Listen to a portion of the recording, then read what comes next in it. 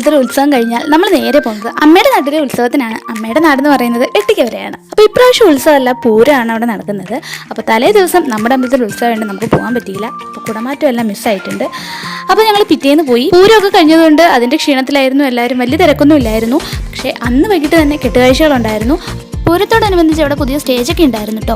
പിന്നെ ഇന്നും കുറേ പരിപാടികളൊക്കെ ഉണ്ട്. നമ്മൾ വേഗം തന്നെ അമ്പലത്തിൽ കയറി തൊഴുതിട്ടുണ്ട്. അപ്പോൾ അവിടെ അടിപൊളി ആംബിയൻസ് ആണ്. 2 ക്ഷേത്രങ്ങളാണ് ഇവിടെ. 2ഇടത്തെ ഉത്സവം ഒരു ദിവസം തന്നെയാണ്. താഴത്തെ അമ്പലത്തിൽ കൊടിയേറിയിട്ടാണ് മേളിലെ അമ്പലത്തിൽ കൊടിയേറുന്നത്. അതുപോലെ തന്നെ താഴെ കൊടി ഇറങ്ങിയതിനു ശേഷമാണ് മേളിൽ കൊടി ഇറങ്ങുന്നത്. താഴത്തെ അമ്പലത്തിൽ മഹാവിഷ്ണുവും മേളത്തെ അമ്പലത്തിൽ മഹാദേവനുമാണ് പ്രതിഷ്ഠ. മഹാദേവന്റെ അടുത്ത് തന്നെയാണ് വാതുക്കൽ ഞാലിക്കുഞ്ഞിന്റെയും പ്രതിഷ്ഠയുള്ളത്. വിളിച്ചാൽ വെളിപ്പുറത്തെത്തുന്ന ദൈവം തന്നെയാണ് കേട്ടോ വാതുക്കൽ ഞാലിക്കുഞ്ഞ്. അപ്പം നമ്മൾ ഞാലിക്കുഞ്ഞിന് പാവയും വളയൊക്കെ മേടിച്ചു കൊടുത്തിട്ടുണ്ട്.